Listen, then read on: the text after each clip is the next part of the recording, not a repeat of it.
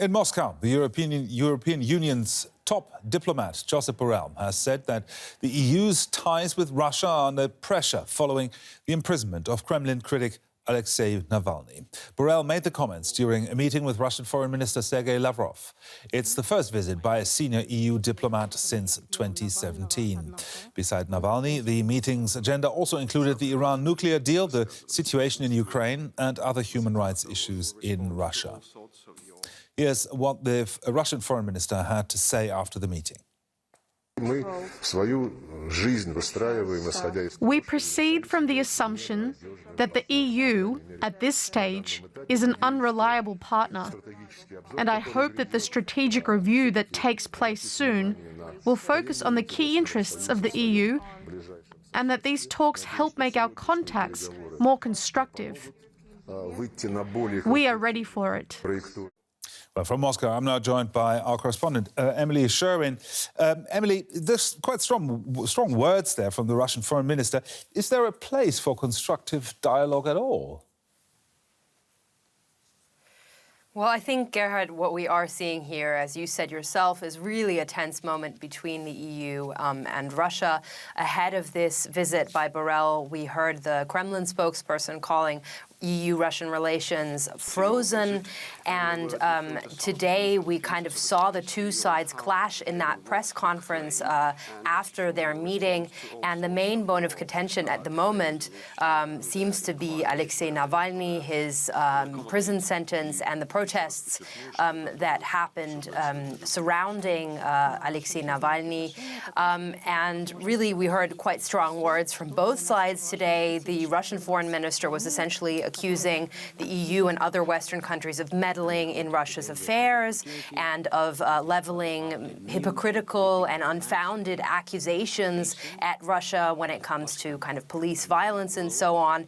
And Borrell, from his side, not in so many words, but essentially said that there's no rule of law in Russia. So those are pretty harsh accusations. But both sides also made it very clear that they certainly want to keep dialogue open, in part because of all those disagreements, not only over Navalny.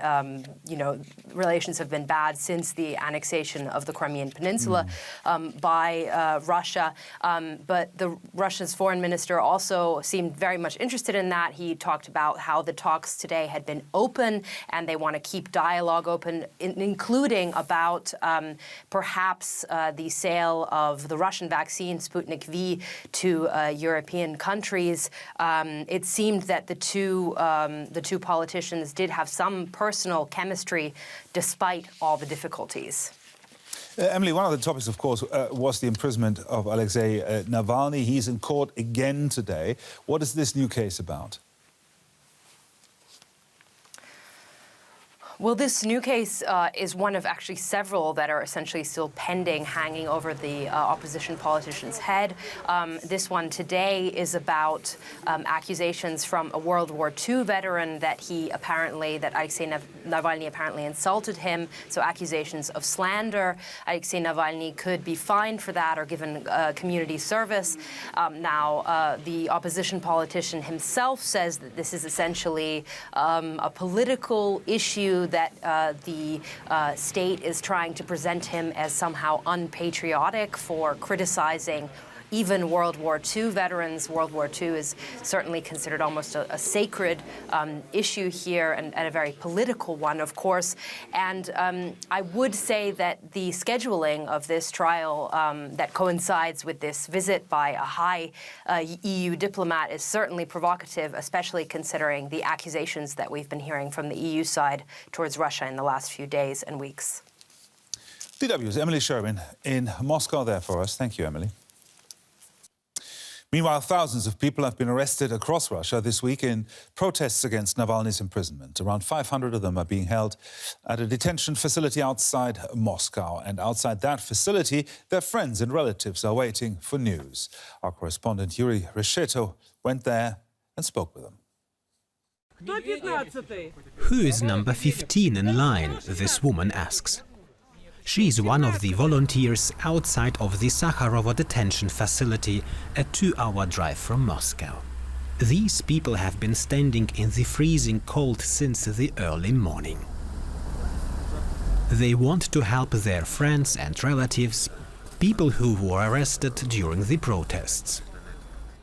Some of them are waiting for their sentence, some are already serving it. We have collected warm things. This is a sweater, this is a blanket, because we don't know if our friends in there have anything to cover up with. There is socks, underwear, t-shirts and warm gloves, just in case. All of this is awful. I even cried a few times. My friends are in there.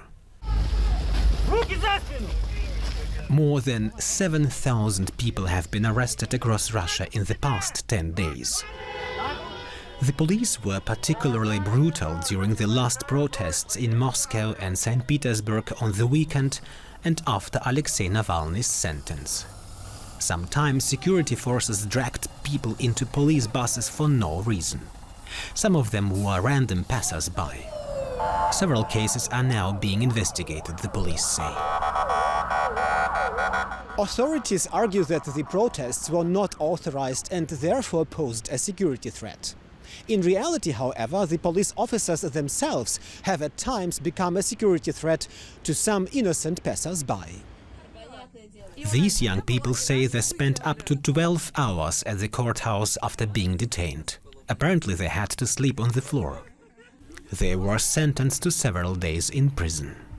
But since prison space seems to be running out, they have had to wait for hours in a police bus. It's stuffy, one young man explains. He says he spent 7 hours in here so far. It's now afternoon in front of the Sakharova detention center. The queue has barely moved. The authorities are taking their time accepting the packages and are searching each one carefully. This is all so surreal. We don't know what all this will lead to, but we want to continue fighting for our rights and our freedom. Of course, we're also scared, but many people want to keep fighting for their future on the streets. More than 500 people are said to be in detention behind this fence, and more young people are expected to arrive here from Moscow courts soon, especially if the protests continue.